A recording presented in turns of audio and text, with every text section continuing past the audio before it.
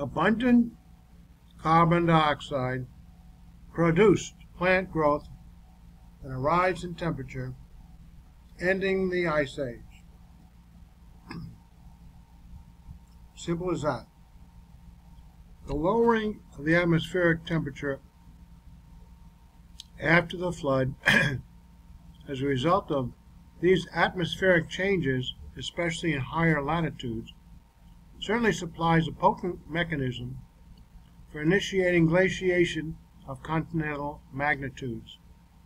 The carbon dioxide remaining in the air would support only limited plant life as compared with the luxuriant pre-flood stands, and there only limited animal life as well.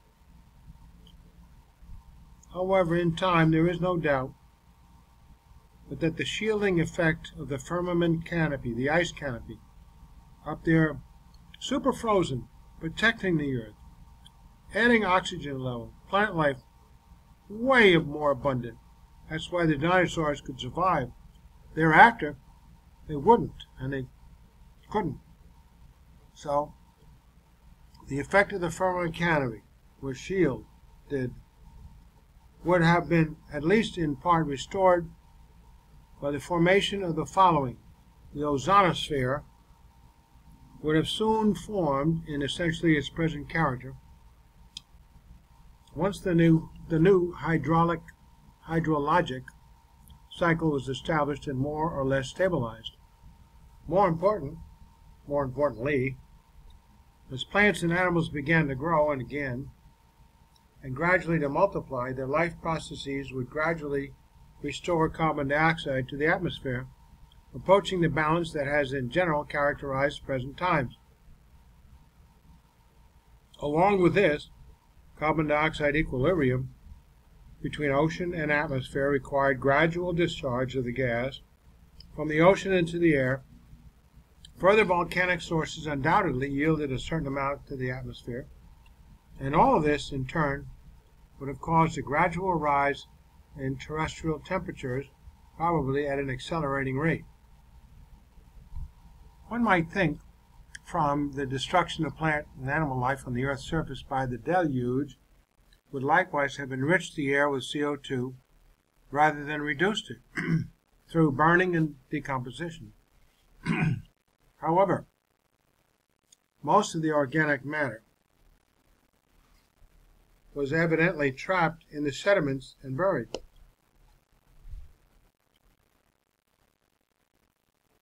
My little note here, the sediments weren't consistent. They're inconsistent, and they have been and they are all over the planet. Unbeknownst to those who go by this, evolutionaries, but undoubtedly many of the higher animals must have floated on the waters after death, finally decaying, and thereby have contributed to the atmospheric reservoir of carbon dioxide. All the higher level, all the mammals, man, huge amounts floating. They weren't like the lesser animal and plant life that would sink quickly, sphericity and density. Likewise, much plant life also must have decayed on the surface without burial. There is no doubt that, therefore, that, in view of this sparsity of living organisms on the Earth in the early years after the flood, there was an excess of carbon dioxide over that necessary to support whatever plant life might be able to grow. And as the much reduced continental areas, one big landmass, began to be repopulated by both plant and animal life, and as seawater gave up a portion of its excess CO2 into the atmosphere, it is highly probable that the CO2 content of the atmosphere began to increase, and thereby terrestrial temperatures likewise. Recall, the shallow waters around the 7 continents. What's that water? That's from above and the lower deposits below the Earth. the landmass was much greater, although it was one landmass, because now the water covers those shallow sea areas was all land. The rest of the water was up in the air, in the frozen canopy, and below in reservoirs below the surface of the earth. Another factor may also have been involved. We have seen that a great amount of volcanic activity occurred during the flood. This activity, which is evidenced by the tremendous amounts of volcanic rocks found associated with the strata of all the geologic systems throughout the world, must have released an indefinitely large amount of carbon dioxide gas. Much of this was released beneath the waters and probably contributed chemically to the formation of the extensive carbonate rock deposits. But also, much may have been released above the ground and added to the atmospheric carbon reservoir. In addition, after the flood, although the high intensity of volcanic activity was restrained, there continued to be much more activity than occurs at present, as witnessed by the large amount of lava and ash beds that have been found, which can be reasonably attributed to the post-flood time period. Although the volcanic eruptions thus may have been a substantial contribution to the post-deluge increment of CO2 in the air, this effect was undoubtedly masked and more than offset for a time by the fine dust that was also discharged into the air by the volcanic actions. This volcanic dust served to reduce the isolation, the amount of solar energy reaching the Earth's surface. In fact, the volcanic dust discharged into the air by the intense volcanic activity near the beginning of the so-called period named Pleistocene has been one of the main theories advocated as an explanation of the glacial age. It may well have been a contributing factor, along with the removal of the ice canopy by the flood, to the initiation of the actual glaciation. Dr. Wexler of the U.S. Weather Bureau, one of the chief advocates of this theory, estimates that the solar radiation reaching the ground may be reduced by as much as 20% by volcanic dust after a severe eruption. Local volcanic disturbances as we've measured them, Krakatoa and so on, will support this. H. Wexler, however, the volcanic dust would have remained in the air only a few years at most. Speaking of the dust produced by the most prolific volcanic explosion of modern times, that of Krakatoa in the East Indies, the biochemist Asimov says, pretty nearly all that dust had settled back to Earth after 2 years.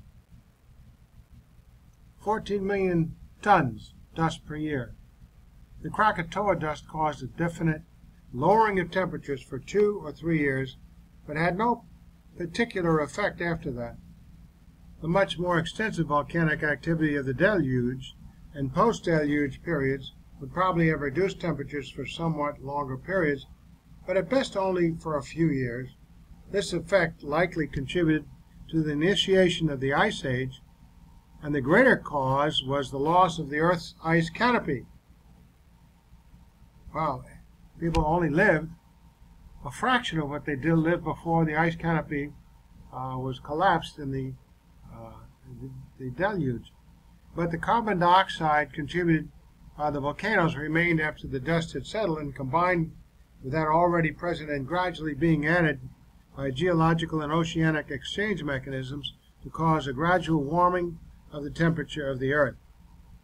One particular biological mechanism may have acted to contribute an abnormally large amount of carbon dioxide, namely the development of bogs.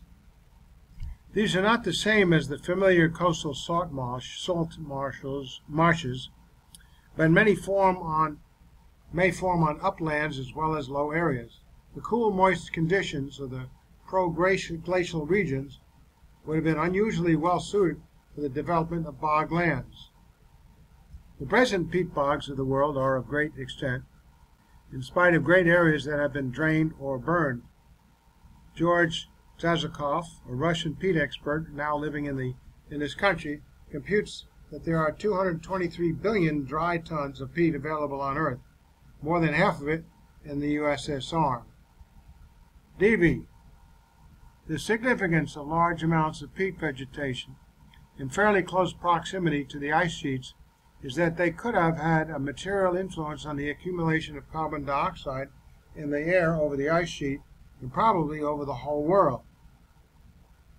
It would have taken some decades or centuries for extensive bogs to develop around the ice, and it is likely that some other factor, such as volcanic carbon dioxide, increased the atmospheric ozone, or carbon dioxide from biological mechanisms in general, would have initiated the warming. But this in turn may then have begun to oxidize the peat already developed and cause an accelerated warming, which in effect finally brought a relatively sudden termination to the Ice Age. Whatever may have been the detailed processes which initiated and terminated the great glaciations, and it seems evident that the Great Flood provides an abundantly adequate ultimate explanation thereof. Certain of the above concepts as to the effect of carbon dioxide on the antediluvian and glacial climates are supported by the studies of Dr. Gilbert Plass of Johns Hopkins University, whose work is sponsored by the Office of Naval Research, and probably the greatest present authority on the subject at that time. He says, for example, there is some interesting evidence which suggests that the carbon dioxide content of the atmosphere was once much larger than at present. Well, all the fossils of all plant life, yeah. It is known that plants grow more luxuriant and rapidly in an atmosphere that has from 5 to 10 times the normal carbon dioxide amount, according to today. In fact, carbon dioxide is sometimes released in greenhouses in order to promote growth.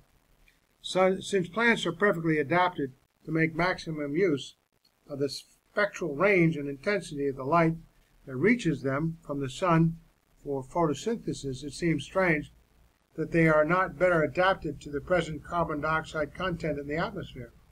The simplest explanation of this fact is that the plants evolved at a time when the carbon dioxide concentration was considerably higher than it is today, and that it has been at a higher level during most of the ensuing time. Higher temperatures than today during most of the Earth's history would have resulted from this higher carbon dioxide content.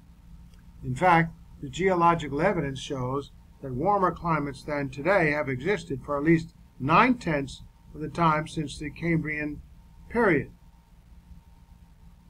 The Cambrian rock strata, that's the one above, which begins to show life forms. We have an example of all the life forms. It's interesting. That corroborates six-day creation rather than evolution.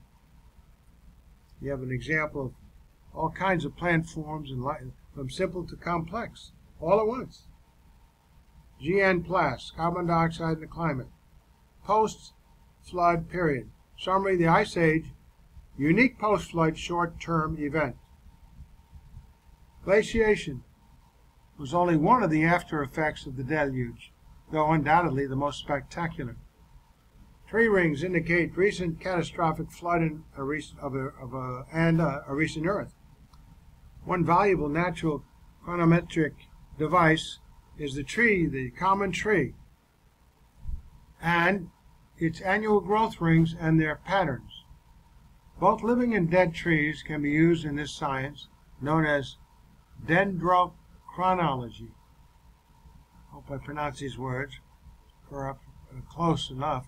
Perhaps the most intriguing of the unanswered questions regarding longevity in conifers, evergreen trees, has to do with the Sequoia gigantea trees, which some believe may enjoy perpetual life in the absence of gross destruction, since they appear immune to pest attack.